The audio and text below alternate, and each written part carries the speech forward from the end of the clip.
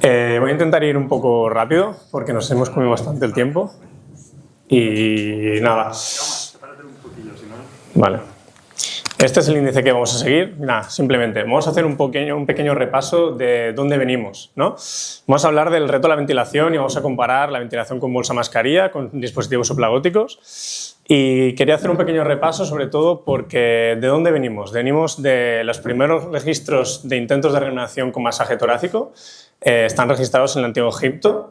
Más tarde en Grecia se vieron los primeros... ¿Escucháis bien con esto? Sí, pues un poco... Sí, es que esto se escucha bastante mal.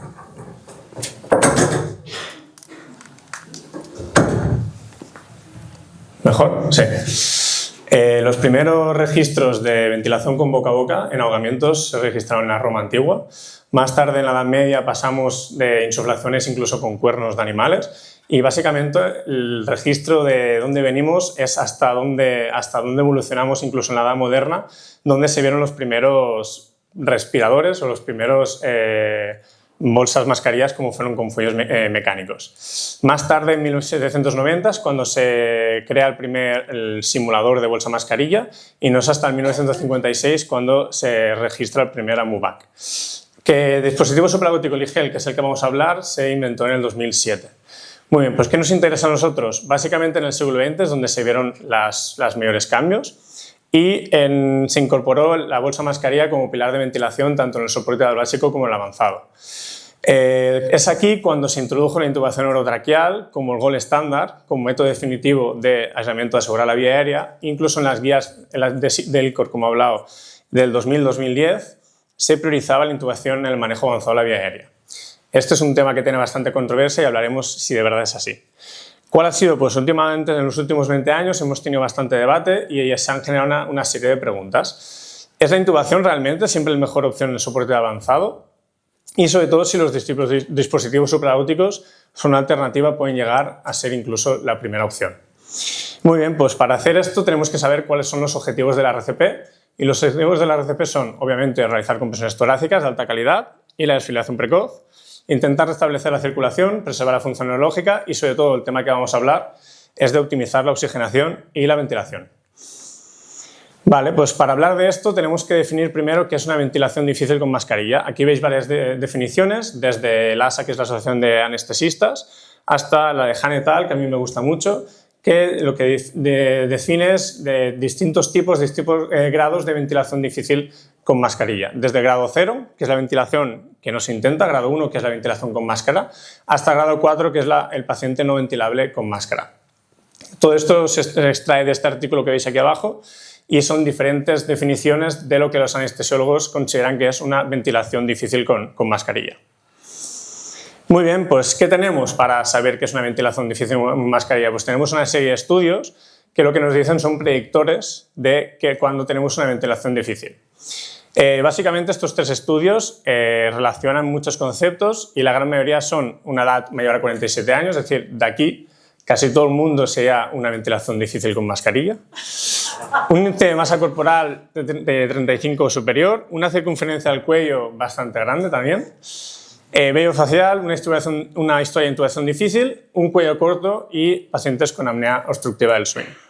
Los otros dos estudios casi comparaban los mismos y son predictores de ventilación difícil con mascarilla. Muy bien, pues tenemos una serie de herramientas para nosotros saber si estamos actuando ante un paciente con una ventilación difícil con mascarilla. Hay diferentes siglas y diferentes ayudas. La más conocida es la de Mons, o Langeron o Roman, que sí que nos ayudaría a nosotros en cuanto a dispositivos supragóticos. Y en este estudio de aquí que os pongo hay una regla que a mí me gusta mucho, que cuando la vi, que es la de la triple M mask o la OBES, que lo que hace es englobar todos estos factores de lo que sería ventilación difícil con mascarilla, como puede ser paciente varón, que sea difícil de hacer el sello en la máscara, un malampati elevado, que haya una protección mandibular, que sea de edad avanzada, que sea de un patrón de apnea del sueño o que sea un paciente obeso. Pues os hago una pregunta y es, una vez sabemos que la ventilación difícil con mascarilla es algo común y que tenemos una serie de predictores, os pregunto si sabemos ventilar. Aquí la inteligencia artificial, veréis que durante la presentación hay varias fotos de la IA, a mí me gusta mucho, y generar un AMBU que realmente no sabemos si está ventilando bien, ¿no? Muy bien, pues, ¿qué sabemos qué nos dice la evidencia científica al respecto de si sabemos ventilar? Aquí os presento 3 estudios que la verdad es que cuando los encontré me chocaron bastante. El primero es un estudio prospectivo en residentes de medicina de emergencias en Irán, en los cuales se buscaba cuál era el éxito en la ventilación con bolsa mascarilla. Se vio que antes del entrenamiento en quirófano, el éxito en ventilación con bolsa mascarilla era de un 16,6% y después del entrenamiento aumentaba un 88,8%. Es decir, de primeras, estos residentes, la ventilación con mascarilla era bastante deprimente, ¿no? Era un 16%. ¿Qué tenían los otros 2 estudios? Los otros 2 estudios fueron estudios experimentales realizados con 30 trabajadores a nivel de emergencias y los cuales se vio que en los profesionales sanitarios sin entrenamiento la ventilación con bolsa mascarilla con éxito solo llegaba a un 16,6% de las ocasiones. En cambio, incluso en EMS, ¿no? en sanitarios del sistema hospitalario capacitados, se vio que solo en un 26,7% de las ocasiones llegaban en simuladores a los volúmenes tidals adecuados. Todo esto con bolsa mascarilla. Quiero que os quedéis con estas cifras, son del estudio OSCAR, que es un estudio que recoge las paradas cardiorrespiratorias en España, en este caso el último que he encontrado es del 2022, de los cuales se registraron 9.499 casos. De estos se vio que la parada presenciada de personal sanitario fue que no fuese de soporte vital avanzado, de personal sanitario fue de alrededor de un 12%, y el porcentaje que más nos interesa es que en casi un 20%, o incluso eso, en los 9,73 más el 10, casi un 20% de estas paradas, se inició soporte vital básico, ya sea a nivel de soporte vital básico de la unidad o de otros servicios sanitarios. ¿Por qué quiero que nos quede importancia este 20%? Porque en este 20% es un ejemplo de las paradas cardiorrespiratorias en las cuales se iniciará ventilación. A día de hoy o durante el 2022 se inicia ventilación con bolsa mascarilla. Es decir, es un porcentaje donde ya con estos valores predictivos de que la ventilación es difícil, pues tenemos un porcentaje de pacientes que se beneficiarían de lo que vamos a ver después. Muy bien, pues ¿qué dicen los estudios? Que la incidencia de ventilación difícil con máscara está alrededor de un 0,08% al 15%, que son valores bastante variables, que entran sobre todo el reanimador, pero que los datos confiables dentro de los anestesistas están en torno al 1,4% de pacientes con ventilación difícil. Y si os fijáis hay un 0,15% que es ventilación imposible con mascarilla. Pues os lanzo 2 preguntas, una vez hemos llegado a este punto, que es si creéis que deberíamos de seguir considerando la ventilación con bolsa mascarilla como la mejor opción en manos no expertas y si podría el dispositivo subacuático como el eGel llegar a ser la mejor opción en primeros intervinientes. Contestamos ya, ¿no? Sí. Muy bien, pues ¿qué dice la evidencia científica? Os voy a enseñar una serie de estudios. El primero, que es como un estudio madre en ventilación dentro del ILCOR, es el Airway 2. Fue una revisión literaria en la cual se comparaba la ventilación con dispositivos sublagóticos versus la intubación orotraqueal en la red extrahospitalaria. ¿Cuáles fueron atendidos por un sistema de paramédicos? Y el objetivo era ver si el dispositivo supragótico mejoraba los resultados respecto a la intubación orotraqueal. ¿Qué hay que quedarse en estos casos? Que la eGel tuvo una mayor tasa de éxito en colocación en el primer intento respecto a la intubación, que es un 87,4% respecto a un 79%. Sobre todo que la eGel se asoció con menos interrupciones en las compresiones torácicas, que no hubo diferencia significativa en supervivencia en el grupo de intubación o grupo de ventilación con bolsa mascarilla y que sobre todo en reanimadores menos entrenados en intubación la eGel proporcionaba mejores resultados. A partir de este estudio se actualizaron las ILCOR del 2019. Muy bien, pues se hizo un estudio de costo-efectividad del Airway 2 en el cual se veía si esto salía rentable y se vio que los pacientes con eGel pasaron ligeramente más tiempo en la UCI, pero que no tenían un impacto significativo en cuanto a mortalidad. No había diferencias significativas en coste-efectividad en los pacientes con dispositivo sublagótico o ventilación con intubación, perdón. No había evidencia que justificaba que la intubación fuese una opción más costo-efectiva que la eGel. Por lo que no hay diferencias significativas en términos de supervivencia, calidad de vida o costos generales en un grupo o en otro. Este tercer estudio fue un ensayo clínico aleatorizado que comparaba la ventilación con bolsa mascarilla con intubación en la red extrahospitalaria Y de aquí lo más importante que se pudo extraer es que el tiempo hasta la primera ventilación variaba de un 1,6 minutos respecto a 3,2 minutos en el grupo de intubación, viendo que era más rápido la primera ventilación con bolsa mascarilla. En cuanto a las interrupciones de las compresiones torácicas, se vio que los pacientes que se ventilaban con bolsa mascarilla tenían menos interrupciones que la intubación orotraqueal. Y sí que es verdad que no había diferencias significativas a nivel de resultados neurológicos. Sí que por contra se vio que había menos neumonía aspirativa en grupos de bolsa mascarilla. Muy bien, este es un estudio que a mí me gusta mucho, que la verdad es que quiero que nos fijemos, que es un estudio que se hizo en Mallorca, que nos pilla bastante cerca, con unidades de soporte vital básico. Aquí se hicieron dos grupos de estudio, un grupo de control que fue el de bolsa mascarilla y un grupo de intervención que fue el de la IGEL. La muestra es muy pequeña, son 23 pacientes, sé que es una muestra muy pequeña, no es significativo, pero sí que nos tiene que servir para una tendencia, ¿no? Entonces, ¿cuál fue el objetivo? El objetivo fue comparar la ventilación con bolsa mascarilla versus la IGEL en la RCP utilizando sobre todo los valores de capnografía y la evaluación de la resucitación. ¿Cuáles fueron los resultados? Pues el resultado más que nos choca es que el 92,9% de los pacientes que se inserció la IGEL tuvo el éxito en el primer intento. Sobre todo, como veis abajo, solo con una formación de los técnicos de soporte vital básico de 5 horas fueron suficientes para lograr este 92,9% de éxito. Es decir, la curva de aprendizaje es muy baja. ¿Qué valores en la capnometría se vieron? Aunque son valores un poco erráticos, pues sí que es verdad que si la ventilación con bolsa mascarilla no sella bien, es un poco errático, se vio que los valores de la bolsa mascarilla eran de 16,3 de capnografía respecto a 27,4 de la IGEL. En cuanto a la supervivencia, aunque no es significativamente estadístico porque es una muestra muy pequeña, sí que se vio que la tendencia era que había mayor ROSC en los pacientes con dispositivos de IGEL y que el ingreso hospitalario del paciente vivo también era mayor en IGEL. Muy bien, ¿y qué dicen las SILCOR del 2024? Pues al final las SILCOR son unas recomendaciones que tenemos que seguir y lo que nos dicen es que la ventilación con bolsa mascarilla está recomendado como estrategia inicial, pero en los casos que los reanimadores no tienen experiencia en otros dispositivos. Recomienda realizarlo con 2 reanimadores, es decir, a 4 manos, y se debe evitar la hiperventilación. En cuanto a dispositivos supraglóticos, se recomienda como alternativa de la intubación en contextos prehospitalarios. Tiene mayor tasa de éxito en la inserción de primer intento y, sobre todo, lo más importante que hemos visto en estudios anteriores es que reduce las interrupciones en las compresiones torácicas. Y respecto a la intubación orotraqueal, sí que es verdad que sigue siendo el gold estándar en según qué ocasiones, pero sobre todo si el personal está entrenado. Y está recomendado en según qué casos puntuales porque obviamente no deja de ser el gold estándar. Básicamente lo que dice es eso, que si se sospecha de que las situaciones donde se espera una baja tasa de intubación orotraqueal se recomendará el dispositivo supraglótico e incluso en los casos donde se esperen altas tasas de éxito por personal entrenado, indistintamente recomienda tanto intubación orotraqueal como dispositivo supraglótico. En esta tabla he intentado resumir un poco lo que las SILCOR del 2024 recomiendan, básicamente sobre todo a nivel de dispositivo supraglótico, que es lo que nos interesa.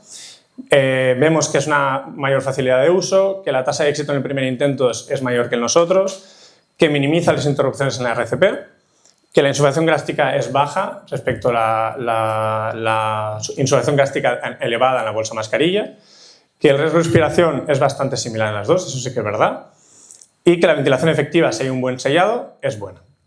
Por contra, como vemos, sí que es verdad que la intubación orotraqueal es la mejor opción, pero por eso solo marco la parte de abajo, que es si hay un alto nivel de experteza. Muy bien, y no podía no hablar de pediatría. Esto es una revisión que se hizo, incluye 7 estudios de 794 neonatos, en los cuales el resultado fue que se hizo con mascarilla laringia, era más eficaz que la bolsa mascarilla en términos de ventilación efectiva y tiempo de reanimación. Entonces, lo que se recomendaba en esos casos es la mascarilla laringia como primera opción en el caso de la reanimación neonatal.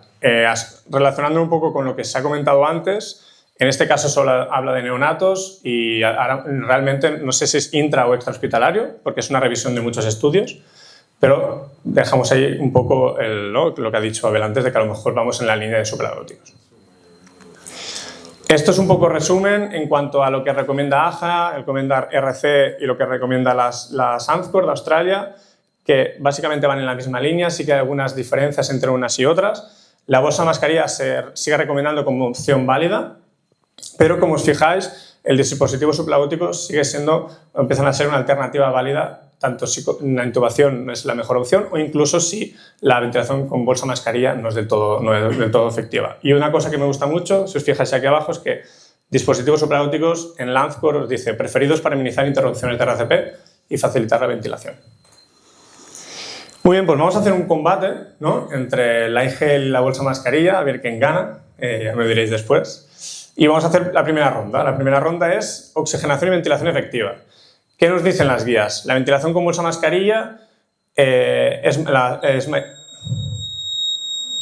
la oxigenación adecuada si se usa como... No sé.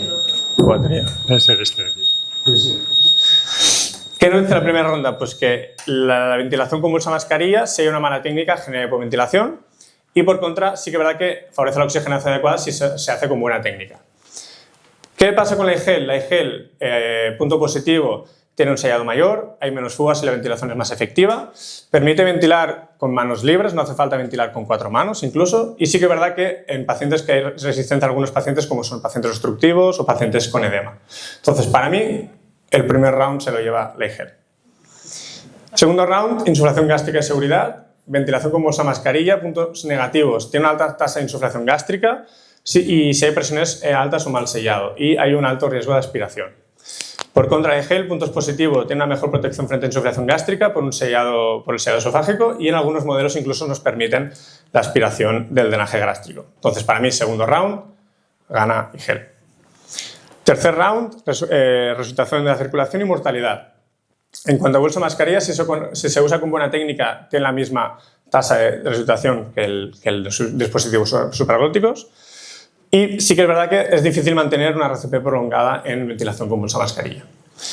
Por lo que respecta a iGel, tiene una mayor tasa de inserción exitosa al primer intento, como hemos visto en los estudios que os he planteado, permite una ventilación más estable y facilita una RCP prolongada y, por contra, no mejora la supervivencia neurológica respecto a la ventilación con bolsa mascarilla. Entonces, para mí esto es un empate técnico. Ronda 4, facilidad y rapidez de inserción. Punto positivo para ventilación con bolsa mascarilla. No requiere inserción. Solo es un posicionamiento de sellado óptimo, pero por contra esto también es un punto negativo y es que si no se hace un buen sellado requiere una buena técnica de sellado para hacer una ventilación óptima. Punto positivo, puede usarse en reanimadores con menor entrenamiento respecto a otros dispositivos como podría ser obviamente la intubación orotraqueal. iGel, punto positivo, la colocación es rápida, como hemos visto hasta minimiza las interrupciones y permite la ventilación sin necesidad de 2 reanimadores. Punto negativo, a veces tenemos dificultades en cuanto a anatomía. Para mí, este round también se lo lleva la iGel. Y último round, no sabemos si desempatará o ganará, pero la ventilación con bolsa mascarilla, en cuanto a impacto en las compresiones torácicas, vemos que puede provocar interrupciones. Si precisa reposicionar la máscara o reajustar el sellado, que es bastante común, y tiene un mayor riesgo de asincronía en las compresiones y hay que ser bastante sincrónico con los compañeros cuando hacemos compresiones torácicas. En cuanto a iGel, si hay un buen sellado permite la ventilación sin interrupciones de las compresiones, que eso es un punto positivo, y favorece la RCP con menos pausas. Punto negativo, podría tener resistencias en la ventilación a nivel de la RCP. Entonces, para mí, gana iGel. Pues, ¿hacia dónde vamos una vez hemos visto la evidencia científica y el combate entre la Bambu y la iGel? Pues para mí, hacia dónde vamos es, en primer lugar, individualizar el manejo. Hay que saber cuál es mi experiencia, qué tengo delante, qué paciente tengo, qué nivel de experto en vía aérea soy y tendremos que individualizar el manejo en cada entorno. Sí que es verdad que los dispositivos supraglóticos ganan protagonismo y empiezan a ganar más papel en cuanto a la RCP. Sobre todo debemos investigar más y vuelvo a recordar el estudio de Mallorca. Creo que es un estudio que, ya que está Francesca aquí, creo que se podía extrapolar en el SEM muy fácil y se podría realizar con una N muy grande, no solo 23 pacientes. Y sobre todo que la formación es clave y, como hemos visto, la curva de aprendizaje en los dispositivos supraglóticos es muy baja y creo que es algo muy importante. Así que os lanzo una pregunta, no sé si la responderemos ahora o después, pero si tuvierais que elegir entre bolsa mascarilla o dispositivo supraglótico, en este caso la iGel, en una parada cardiorrespiratoria extrahospitalaria, si vosotros tuvieseis que hacerlo, ¿cuál elegiríais y por qué? Y siempre acabo cualquier presentación que hago haciendo este juego de experiencia y conocimiento, pues la verdad es que me gusta mucho, creo que es clave. Y nada, muchas gracias y con las preguntas después. Yo no voy a hacer como...